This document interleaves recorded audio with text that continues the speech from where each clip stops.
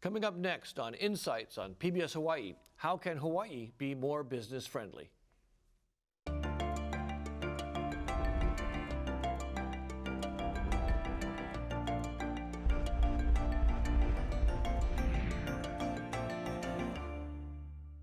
Aloha and welcome to Insights on PBS Hawaii. I'm Daryl Huff with Hawaii News Now, your host for tonight's show.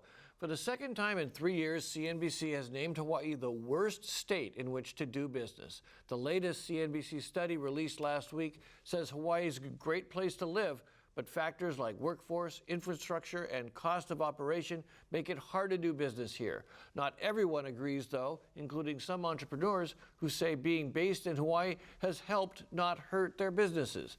Tonight on Insights, how can Hawaii be more business friendly? We encourage viewers to join tonight's conversation by calling 973-1000 if you live on Oahu, or 800-238-4847 if you're calling from a neighbor island. You can also watch Insights streamed live at pbshawaii.org. Just click on the Insights logo, or you can find us on Twitter at PBS Hawaii.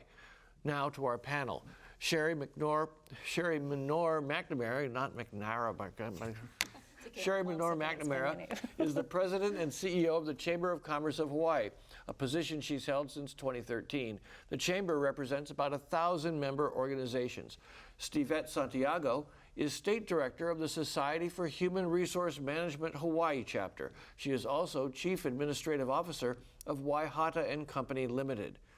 Susan Yamada is the executive director of the Pacific Asian Center for Entrepreneurship, which is located within the University of Hawaii Shidler College of Business. And Representative Sam Kong was elected to the State House of Representatives in 2014. He is the vice chairman of the House Committee on Economic Development and Business. So let's start off with the big question. Is this, and for Sherry Minor McNamara, how can I butcher your name? I know you M square is fine. Is this rating fair in the first place? I mean, should we just start there? Your Chamber of Commerce, is it fair to depict Hawaii as the absolute worst place to do business? Well, certainly Hawaii's business climate faces challenges. We are disappointed that we fell from 49th last year to 50th. We thought we were making progress last year. But Let's go for 48. Right? It can only go up. But unfortunately, we fell back to 50, and it just shows that we have a lot more work to do. With that said, there's also positive aspects of doing business.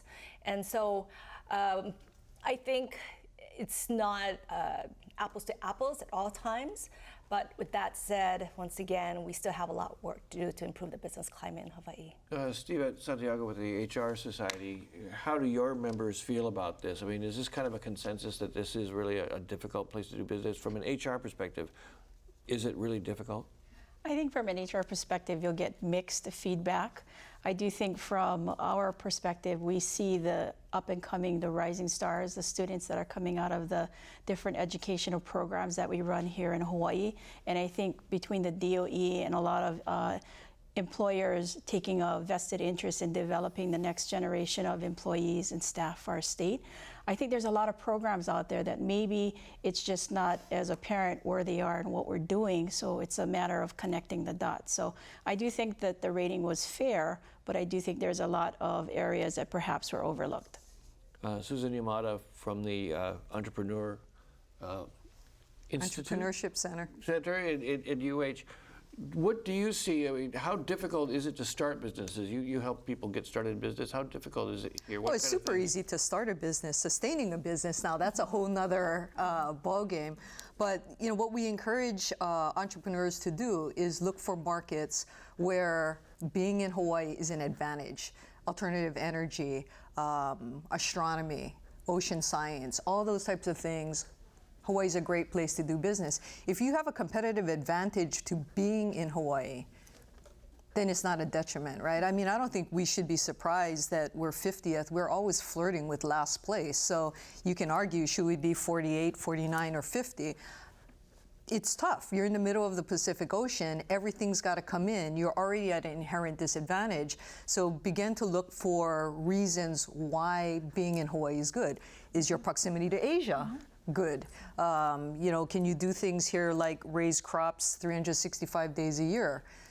like Monsanto is doing, although that is controversial. So that's what we try and focus our students and our aspiring entrepreneurs is look for markets where there's an advantage to being here. Representative Sam Kong, I mean, at the legislature and yourself, you've had two businesses, you have two businesses.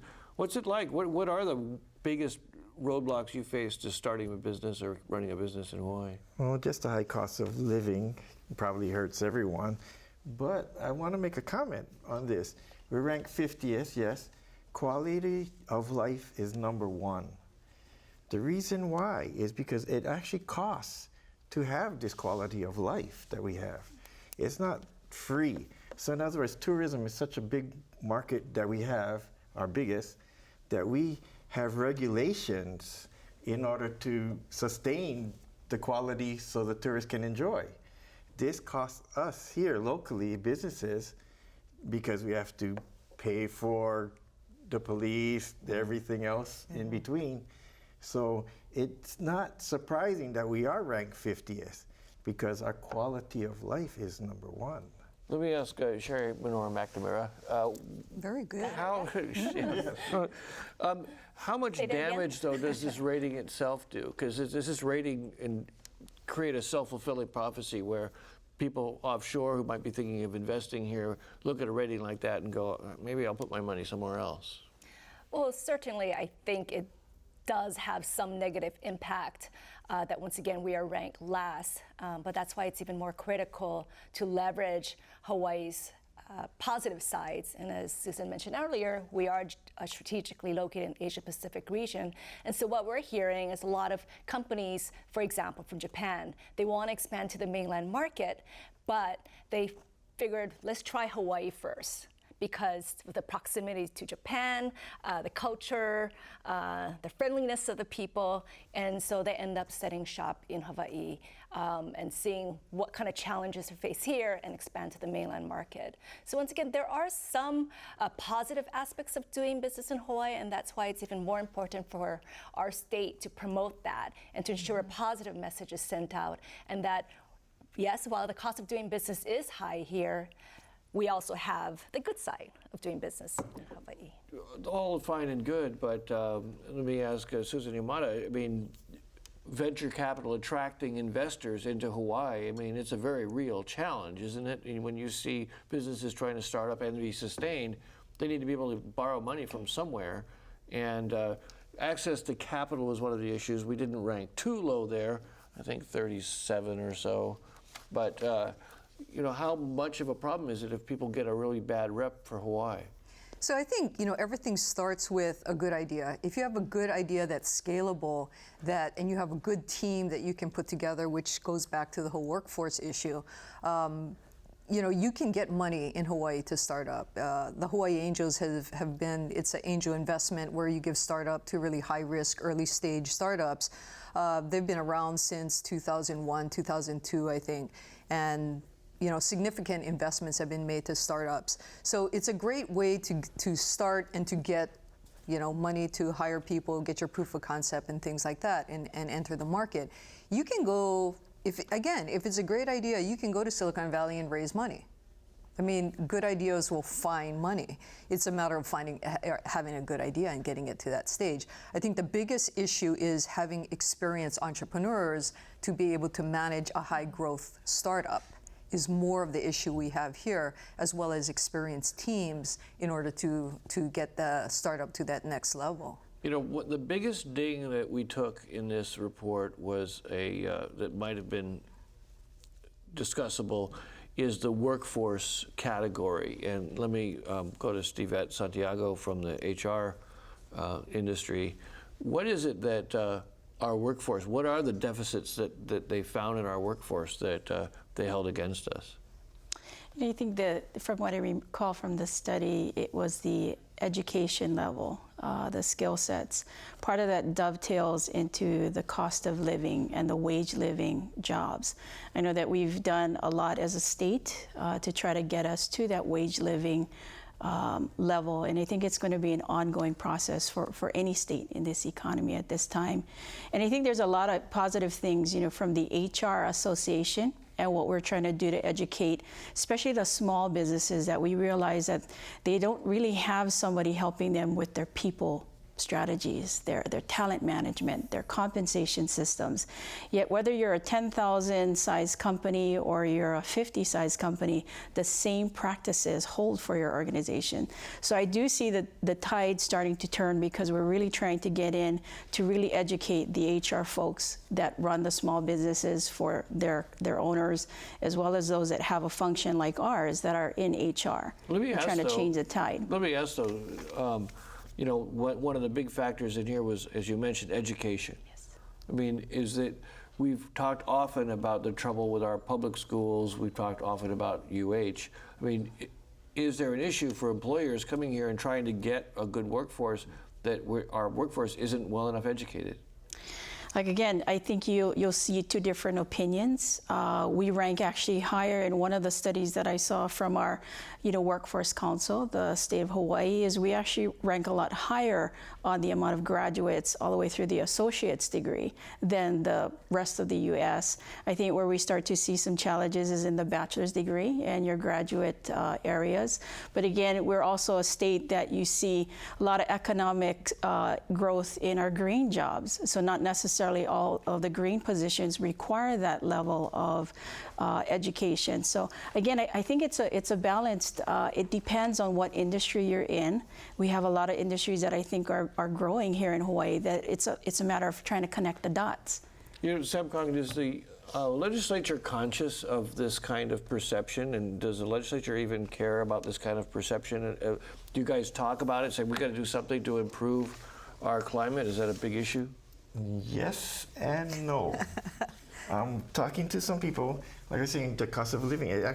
We produce regulations in order so that we can have this good quality of life.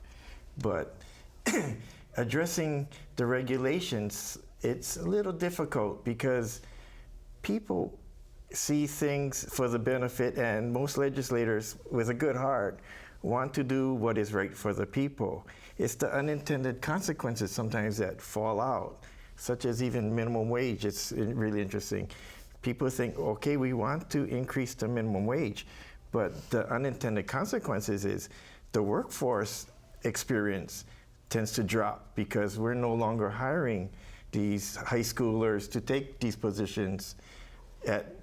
Now, if we increase it, as a businessman, I'm not going to look forward to hiring someone at so cost, training them, and just to see them leave. Do you have the same sort of balancing act that you find with taxes and saying, okay, we want to improve our education system, but we don't want to raise taxes because we need better educated people, but we don't want to tax the businesses out of existence? Right, and we're looking at things like, even if education is a key in a sense, but we are funneling certain people to do certain things. So if it's in a green job education, why not just, even from high school, allow them to do that? Now we have Common Core, which is a standard-based type education, where they're going to have all of this background, which has nothing to do with this type of job or this type of career that they're looking for.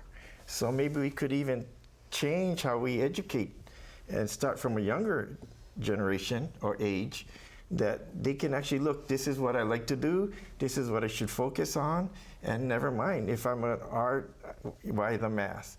But we should allow schools to have that option. Sherry Minor, Mike, in terms of the educational component, the quality of the workforce, do you folks agree with this finding that our workforce needs to be better in order to get better employers into this state? Well, we definitely have the talent in our state, but it's a matter of creating a business environment that helps a business to be sustainable as well as grow, so that they can create the jobs and expand the job market here. Because we hear from employers that yes, we have the talent here. And going back to the workforce situation, I think that's why it's even more important to collaborate and partner with the community college systems as well as universities to start training the workforce from early on. For example, the Chamber launched a Manufacturing in Hawaii initiative, and it's a niche sector in Hawaii, industry in Hawaii, but there's definitely potential for growth there. But they couldn't find the workforce or skilled workforce there. And so what some companies are doing are partnering with the community college system to start training these students to be to train them to become that skilled workforce for the manufacturing industry. And we're hearing about that for other industries as well, for example, the shipbuilding industry. You know, Susan Yamada, is there a sense that a lot of these programs are more oriented toward the blue-collar side than the more higher educated side? Is it something we have in Hawaii, is a tendency to not aim as high as we should? That's an interesting question. I don't get that feeling. I mean, I think everything ultimately is at the decision of the student, if you will. If you want to go down, you know, a community college or a more skilled, or if you want to get a degree. So I think it really depends on what the interest is of the individual. But just to add on to what Sherry was saying, one of the things that's difficult about living in Hawaii and trying to attract a qualified workforce is it's very difficult to bring people in from the mainland to work here. Now, when you look at, you know, the continental U.S., it's so easy to just move around. Why would that be a good thing? Why is it? It's not a good thing. I think it's a bad thing. No, bring in people from the mainland. Why would that be a good thing? Because it creates a critical mass. You're bringing in knowledge that we don't have right now, and it takes experience, and you can't grow it yourself as quickly. But if you bring someone else in, you can create other industries. And when you're trying to bring in, for example, we're looking for an entrepreneurship professor, which are very, very high demand right now. So you bring them in, and now you're looking at a house that costs $1 million, single wall construction, that you measure in square feet. And where they're coming from, you're measuring in portions of an acre, right? It's on a 1/3 acre lot. It's 2 stories, double walled, heater, air conditioned, cellar, attic. And now you're trying to make them whole by offering, even if you can give them a little bit more money, they're still behind with the cost of living. If they have kids, if they've got to go to school, it's not attractive for them, even if they want to come. But let me ask though too, is it, okay, say you get, why is it important to get that person? You talk about a specific person that's needed in your sector, but for another kind of a company, why is it important to bring in talent from out of state when I think a lot of people believe there's a lot of brain drain? This talent should be, ex-Hawaii talent should be over there. Well, I mean, it's 2 things. I mean, if there's Hawaii talent who want to come home, again, they're facing the same issue. I have a ton of friends who would love to come back home, but they can't be made whole. Their quality of life, yeah, sure, there's sun 365 days a year, but they have to still pay their bills. They've got to pay their kids' college tuition, and it's not easy here. It's much harder. So, I mean, I don't think it matters whether it's a professor at the university or someone coming in to go and work for a bank.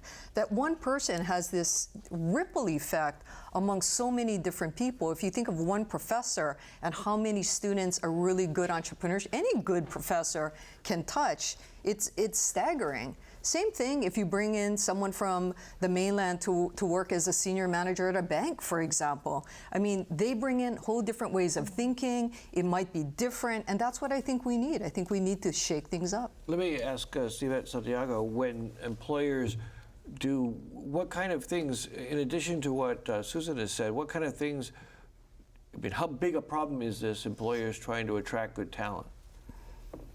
You know, I'll say kind of that same canned answer that it really depends by industry, because I do hear some of our members saying that it's not a challenge for them.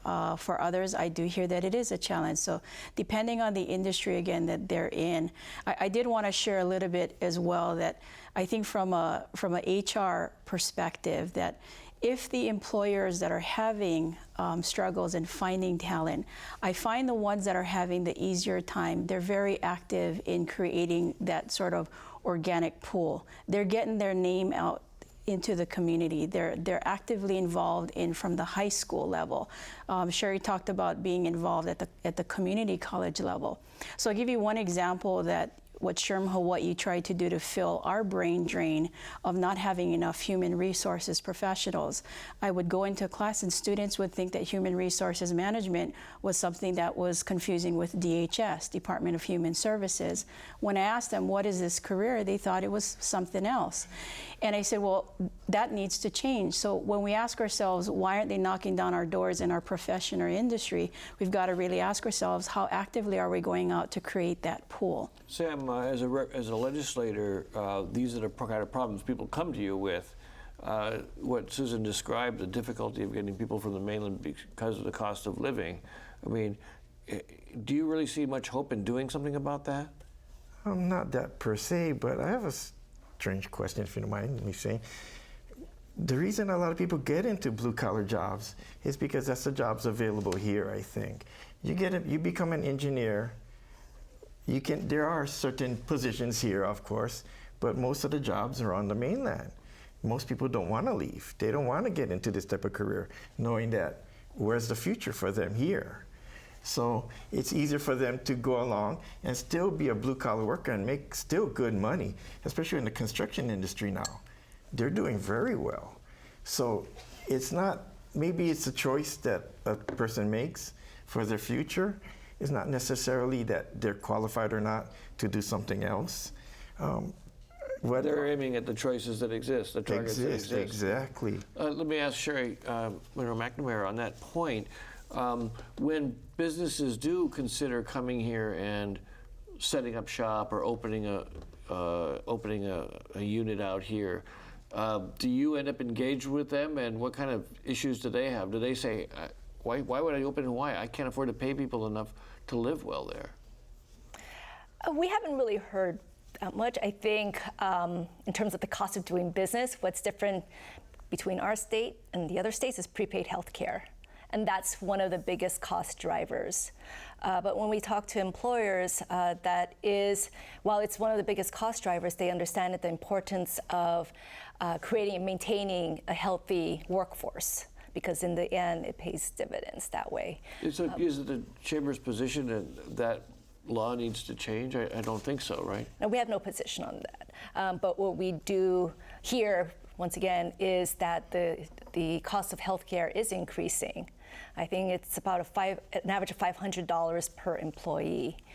So when we talk about the minimum wage, we wanted to stress, okay, sure, if you increase the minimum wage, spread it out, because prepaid health care is also a big factor that adds to the cost of doing business. So when in fact it was, I think, going up to $10.10, in reality it's really going up to $17 and something cents per employee. So that's the difficult part about Hawaii and other states, is there's different mandates that drive the cost of doing business. Okay, and then, so let me, I've gotten several calls and questions from our viewers, and I really want to acknowledge these questions, and I have 3 of them already saying the GET, the General Excise Tax, is overly burdensome, and it says paying GET on the GET you collect boggles my mind, was one, I think, business owners' reflection. Also, taxes are too high on small businesses. And are our political and business leaders in Hawaii in denial that Hawaii is doing well when taxes are killing our businesses?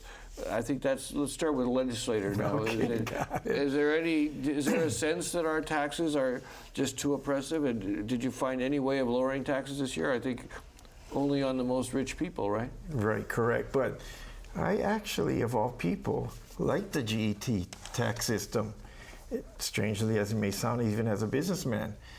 The reason it's 4% and not 10, 12% is because it's not a sales tax. People have to understand, it's a tax for doing business in the state. And even though they say we pass this tax on, we pass on every cost. We pass on, electricity, lease, whatever it may be. Mm-hmm. Every cost is passed on to the consumer. So GET tax is not necessarily a tax to the consumer, it's a tax to the business. And as long as we keep that in mind, in a sense, and of course the questions asked, it's not too bad at 4%. It could be a lot worse.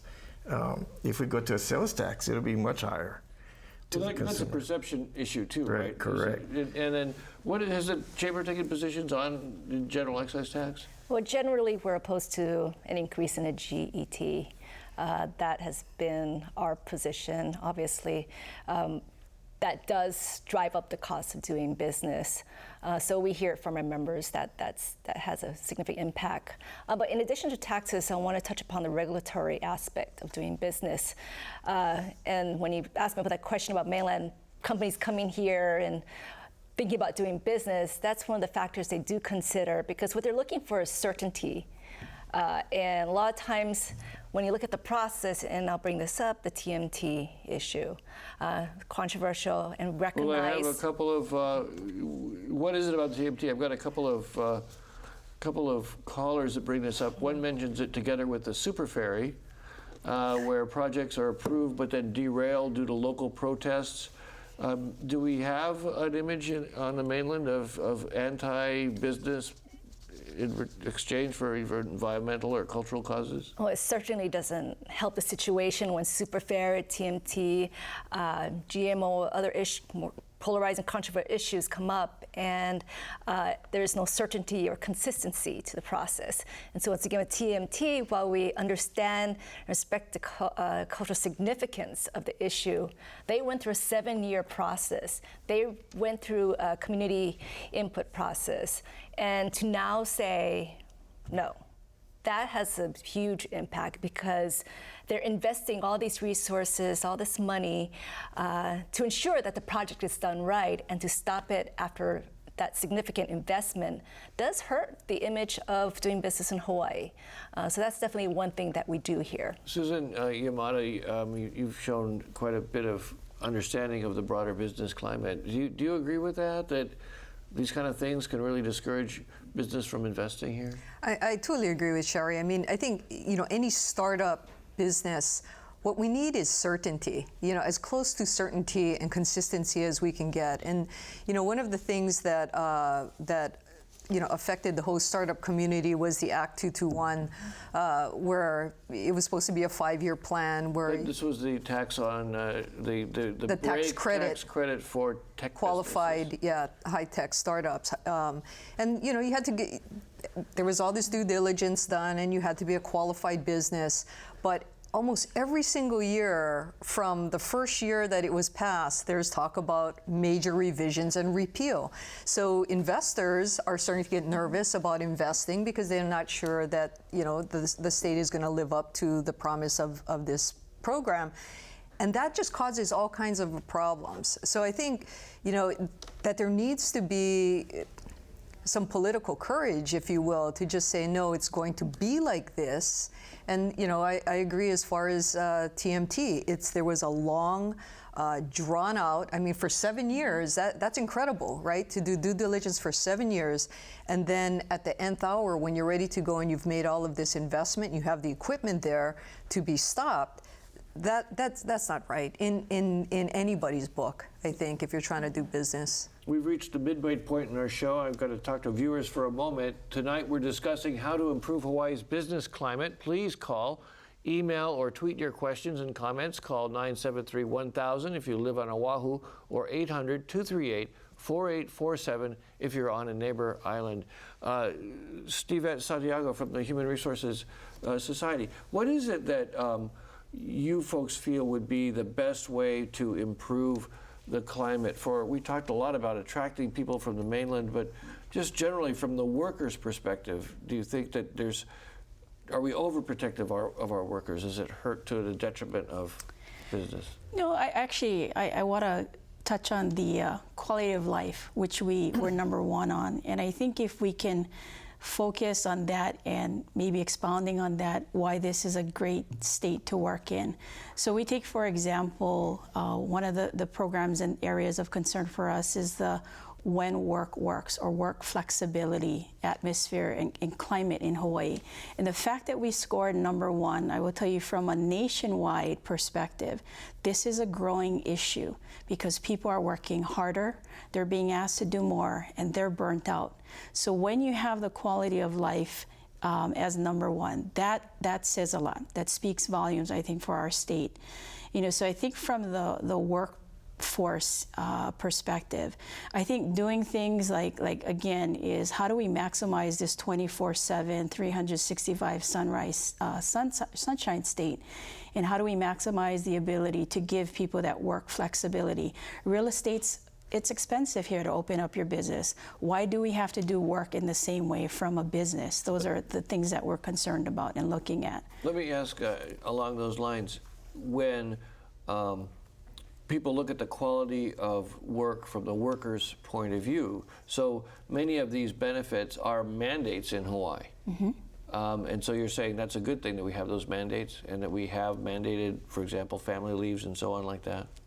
I personally, and I think professionally, I think if we're going to stay competitive with other countries, so for example, European countries that give a year off for childcare, I think if you don't have that, we will be a worse country to work in. So I do think some of those policies, it's a good practice to have. Not necessarily it's force regulated, but it's a good practice to have in your organization. Just to press you on this, I'll have some fun. Is you're also an executive of a medium-sized company, right? How big is your company? About 320 employees. So it sounds like you're saying you'd rather have those mandated benefits than not, because that's good for your employees, it's good for your company? Daryl, I mean, honestly, I think any one of us that have run a business know it'll happen anyway. They'll call in sick. They'll quit and they'll create their own leave programs. So again, is if we really want to align to what's best for the employee and we have their best interests in mind and balance it out with the needs of the business, I think it's a win-win. Representative Cog, what is the biggest complaints you get from constituents or other business people about doing business in Hawaii? Is there one or two things that you think would really make a difference if the legislature said, okay, this was a mistake, let's roll this back? A few things, like Sherry mentioned, the prepaid medical plan, high cost for the employers in that sense. But can I real quickly, I'm so sorry. No, please. The 4% tax, G tax, it's so broad that we are allowed to keep it low. Now, the mistake we make is allowing to, in a sense, the real tax. We extended it 5 years. That's $1 billion. So we just got hit with $1 billion tax increase, whether we realize it or not. So if we are, as lawmakers, can keep it at that 4%, which was my goal this year, it's not a bad tax system. Now, as far as all these prepaid medical health, that's probably number one, workman's comp, TDI, those are tied into our wages. So if we pay more, our taxes raise in workman's comp, TDI. Many of those benefits were established because the union contracts that were so prevalent set the bar fairly high for those things. Yes. One of the things that the study does mention is the prevalence of labor here. Is that an issue for employers, Stivette? In terms of labor unions? Labor unions. I think, I don't think it's an issue, but I do think that I've only worked for non-union companies, so I won't be the subject matter expert if any of the other panel can speak to that. My guess is nobody here's ever worked for a union company. No. Probably not sure, but again, I kind of go back to the time and place. I think that if an employer really focuses on creating the right safe working conditions, positive culture and climate to do their job, the access to information and training and making it simple for you to do what you need to do and keeping the health benefits and things that people can just live their life. When you put all that together, I think as an employer, you should be doing it whether unionization or not, and putting that employee at the center. I think it's just over-regulation versus regulation. I think there has to be a certain level of regulation. When we start over-regulating and adding to all these mandates, that's where we have a concern, because most of the time employers do follow the regulations. But when you start passing legislation that makes it even stricter with really no justification, that's where we have a concern. Can you give me a couple of examples of that? Well, each session well, the Chamber tracks about 200 bills per session that impact business, and many of those bills relate to mandates, employer mandates. So whether it's work comp or mandatory sick leave and those kind of mandates, we do express our concerns regarding those bills. Is it an even playing field when you go to the legislature, though? Do you feel outnumbered by the unions, plaintiffs' attorneys, and those sorts of folks who are also successful at lobbying? Well, our job is to ensure that they hear the business perspective, and so we are very active at the legislature. We're there on a regular basis, and to provide data and let them know, okay, well, we have the mandates, we're okay, but don't add on to the existing mandates, don't overregulate. And we ask, is there a need? And then, like you referenced earlier, what is the unintended consequences when we do pass this kind of legislation? And the legislature has very been open to the business concerns as well. It's really appreciated about that. Representative Kong, you've been in the caucus. Is it really a very pro-business legislature, or is it, do you think that the unions and the plaintiffs' attorneys, for example, have more power than others? Maybe not so much on the unions, or they just have a good heart, I think, in the legislature. So they hear all these sad stories, so they're going to help protect the consumer or whoever, or the workforce. But you know, this prepaid medical, it's a mandate, right? We are not given any, the problem is we're not giving any options to try something else.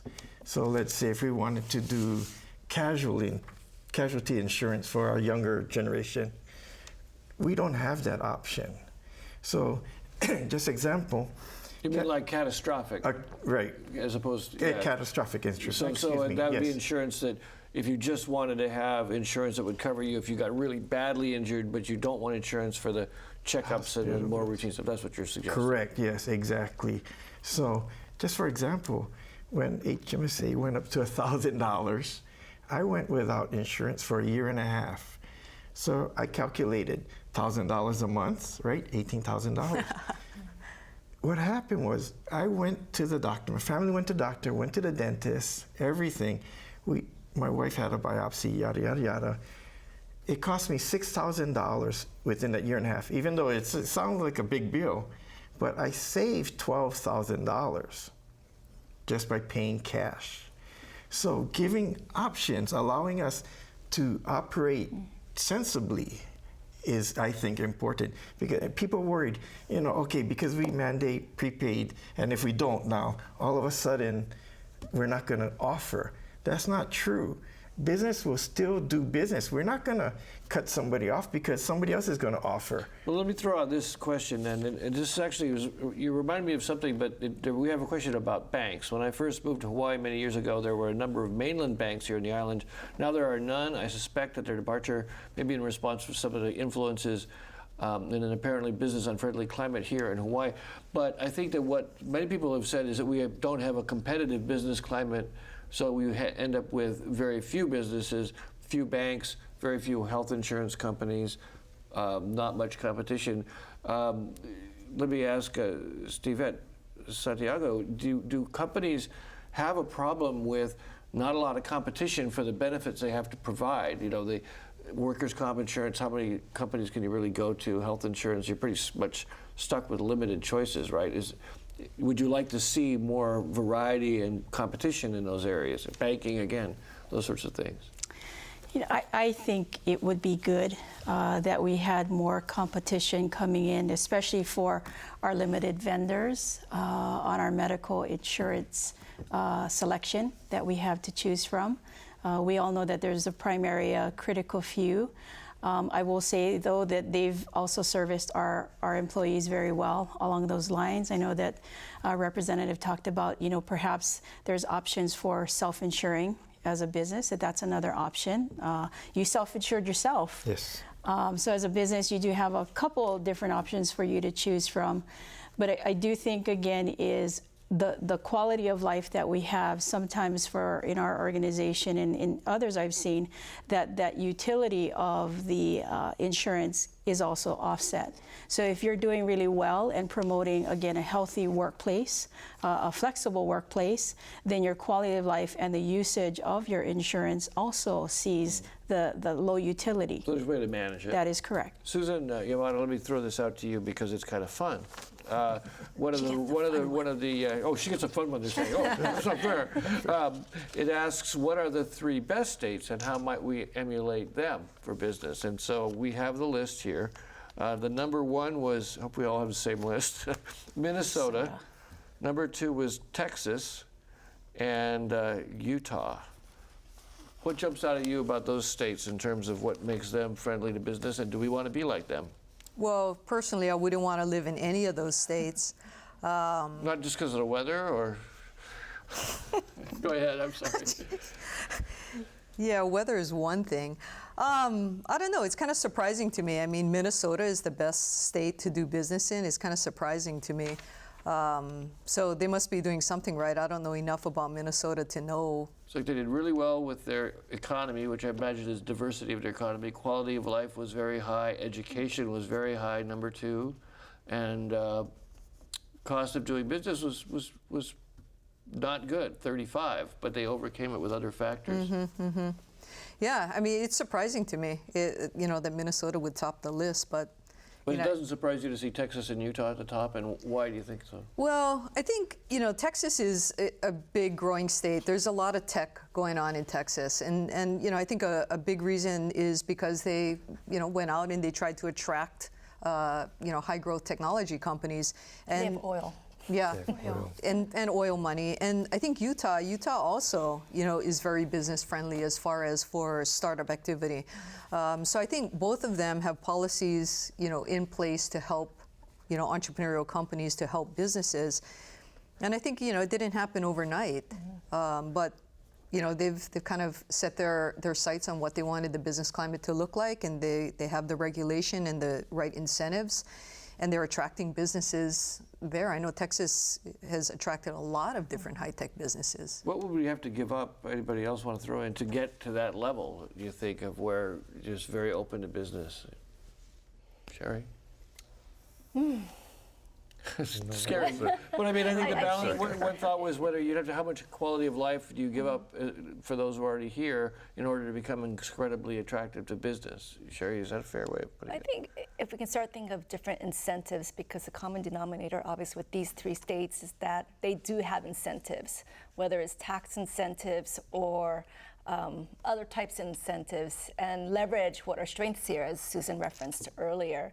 And so that's what I think we have to look at, because there's a whole variety of industries here, but which ones do we invest in that has the most potential? Yeah, I'll give you one example is Buffalo, New York. They have this program called N43. And basically what they're doing is they have a bake-off, they solicit all of these these applications. Bake-off, what do you mean? It's competition, basically. Oh, okay. So, you like a Susie Homemaker bake-off. Yeah. Oh, okay. Right. So they're asking all these companies that if they want part of this $5 million pot to apply. And the caveat is you have to have your business in Buffalo. So everyone applies, they say, hey, here's my idea. They give 4 grants of $250,000, 6 grants of $500,000, and there's a grand prize winner of $1 million, right? Great startup money. And if you just think of 11 of those, if even 1 or 2 hit, that's kind of what we use. Out of 10, 1 might be really successful, 2 or 3 maybe, kind of marginally successful, and maybe 2 or 3 crash and burn. But if you look at it from that perspective, a $5 million investment, if you could, even create 1 great company who's going to be doing business in Hawaii, that's cheap. The $5 million will pay for itself. So if you can look at creative programs like that say if you take this money, you have to stay in Hawaii for X number of years or whatever it might be, have some conditions. I think that's the kind of thing that we do to say, hey, we're open for business. We want to welcome you. We want to, be able to invest in your company. I think we just need to get creative like that. Interesting ideas. Sam Kong, are you going to introduce that next year? What I would actually like to see is, like Susan mentioned, the TMT 7 years. Super Ferry, great idea, went down the drain.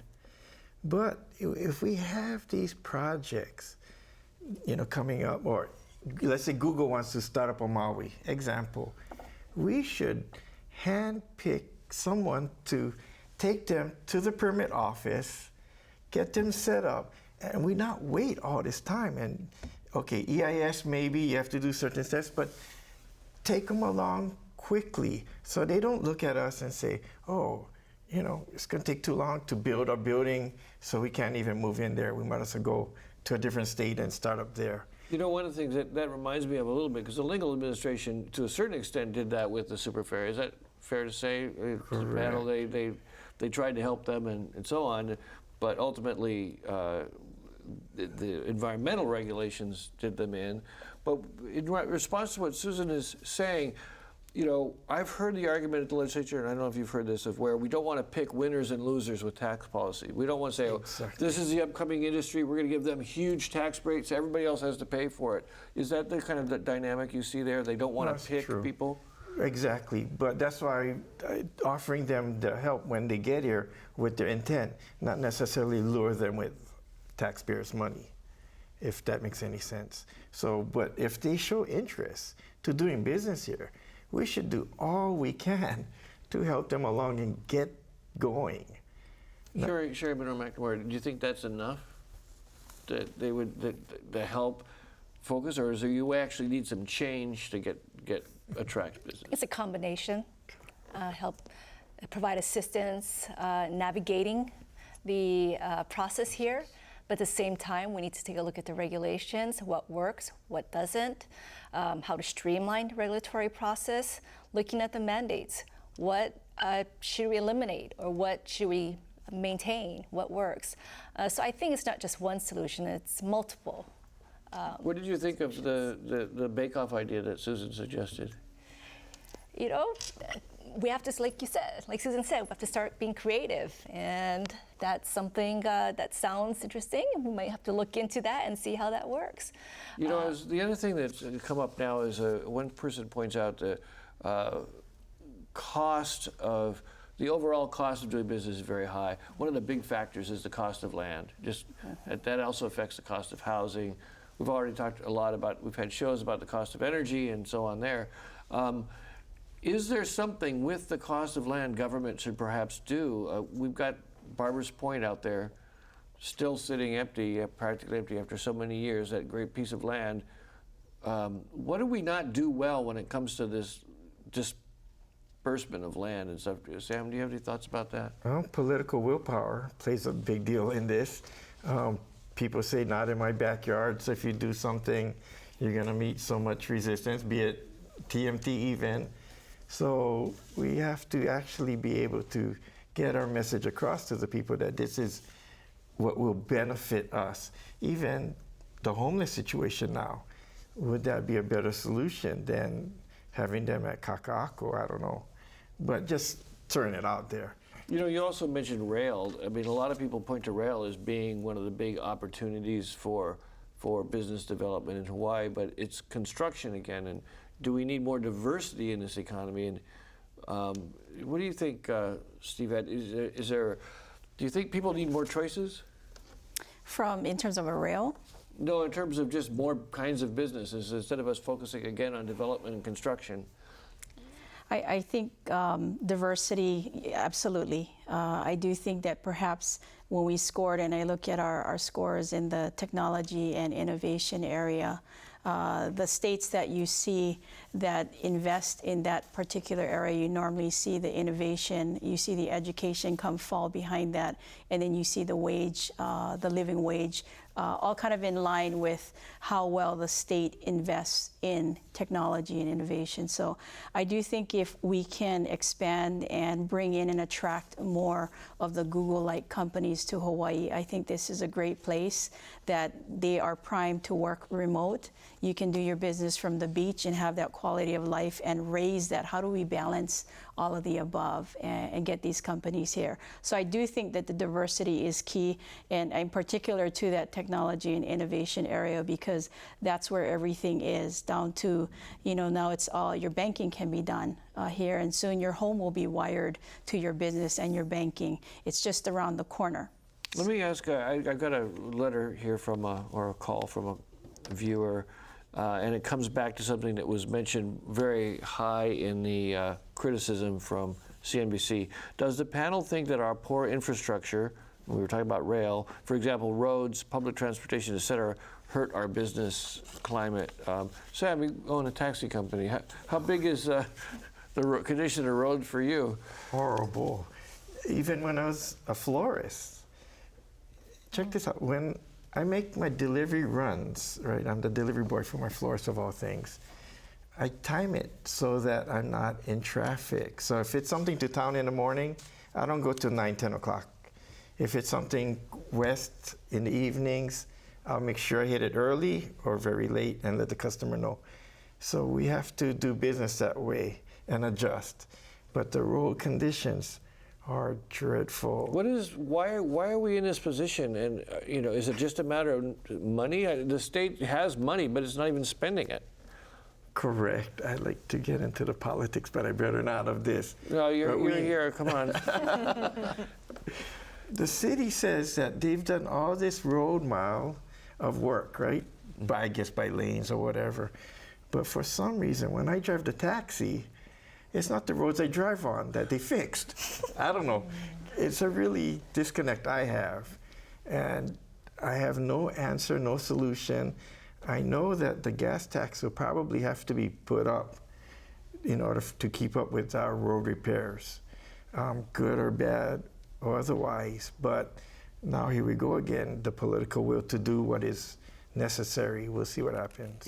Susan Yamada from the university, is there a sense among your colleagues that the university is also underfunded, public schools are underfunded, and that this political will may need to be raise taxes in the short term, so in the long term we can grow as an economy?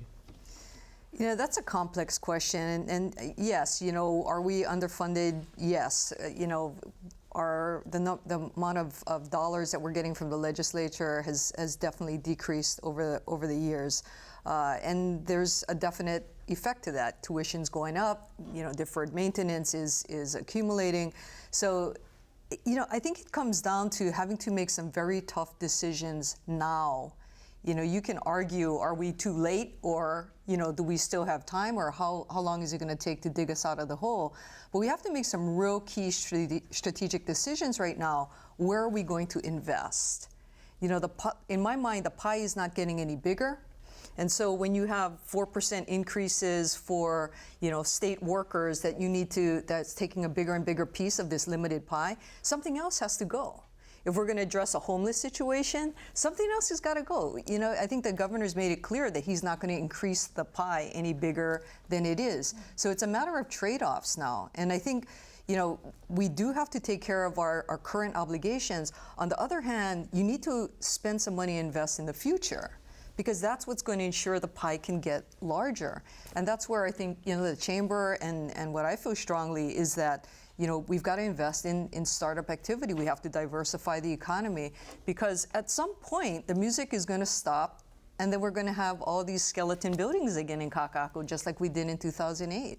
Sherry, do you think that there are some reinvestment we can make within the existing pie, or do you feel like maybe some tax increases might be necessary if we can build for the future? Well, it depends what the tax increases are for.